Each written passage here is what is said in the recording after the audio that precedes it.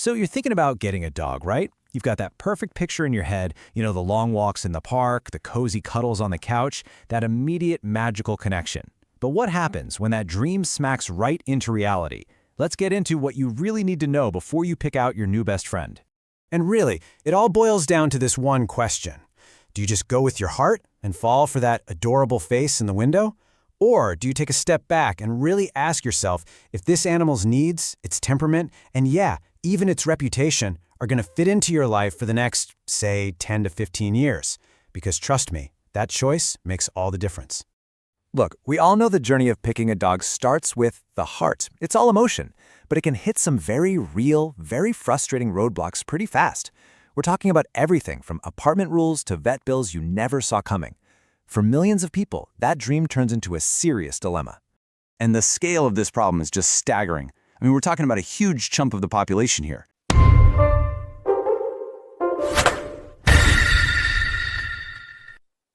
If you're a renter, you've almost definitely seen it.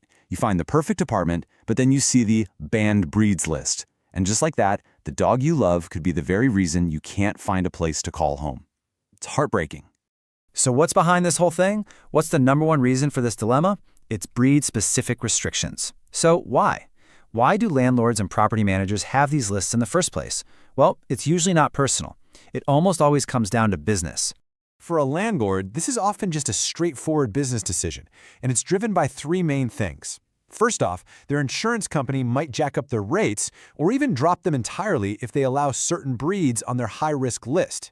Second, they're worried about liability. The legal and financial nightmare if a bite ever happens on their property. And third, sometimes their hands are tied by local city or county laws that just flat out ban certain breeds. And here are some of the usual suspects that get caught in this mess. You've got breeds like Pit Bulls and Rottweilers, which are almost always flagged by insurance companies. But then you get a real curveball, like the Great Dane. They're often banned not because anyone thinks they're aggressive, but simply because their huge size is seen as a risk for accidental injuries. But here's the massive disconnect. While landlords and insurance companies are looking at these breed lists, all the major experts, we're talking the American Veterinary Medical Association, the ASPCA, they all say the same thing. Breed is a terrible way to predict behavior. They argue it's the individual dog's training, socialization, and temperament that truly matter. Okay, so apartment bans are one huge hurdle. But let's say you own your home. Problem solved, right? Well, not so fast. There are hidden challenges with certain breeds that go way beyond stereotypes or landlord rules. Let's get into the day-to-day realities. Let's start with health, and man, this quote from a vet just nails it perfectly. French Bulldogs, they're everywhere. They're incredibly popular, but owners have to be ready for a potential lifetime of expensive health problems. We're talking chronic allergies, severe breathing issues, spinal problems. It can be absolutely draining, both emotionally and financially.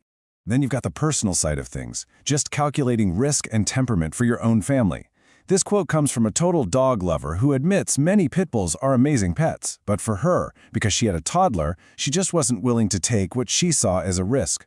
It just goes to show you, even without any rules, people make really tough choices based on a breed's reputation. And what about energy levels? Oh boy.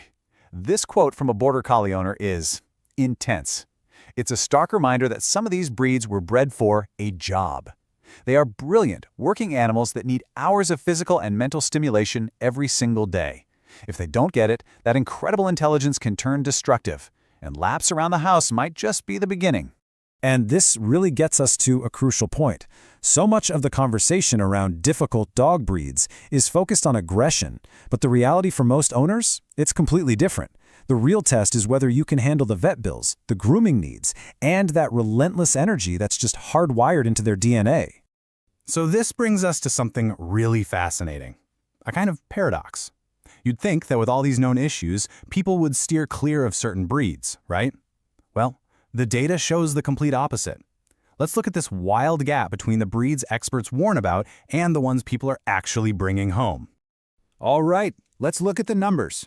According to the latest data from the American Kennel Club, the top of the charts has some familiar faces. Of course, you've got the Labrador Retriever and the Golden Retriever, two families' favorites for, like ever. But just look at who's taken over that #1 spot.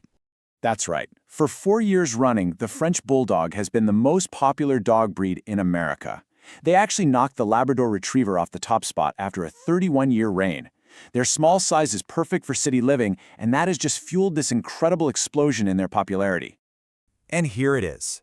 This is the paradox in one single slide. On one side, you have the most popular dog in the entire country.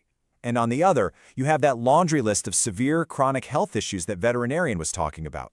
It's such a clear sign that what's popular isn't always what's practical. So what do we do with all this? At the end of the day, this isn't about good breeds versus bad breeds. It's about finding a good match. And that means being really honest with yourself about your lifestyle, about your finances, and about your abilities as an owner. And hey, if you do run into restrictions, there are ways to show you one of the responsible ones. If a landlord is giving you a hard time, you can get proactive. You can actually build a resume for your pet. No, seriously. Get formal certifications like the Canine Good Citizen Award. You can offer to carry your own pet liability insurance. And you can even ask for a pet interview so they can see for themselves how calm and well-behaved your dog is. And all of those steps, they come together to create something called a pet portfolio. Basically, it's a professional package that completely shifts the conversation. It moves it away from those tired old breed stereotypes and focuses on your individual dog's fantastic behavior and your track record as a great owner. It's a really powerful tool. And that really leaves us with this final big picture thought.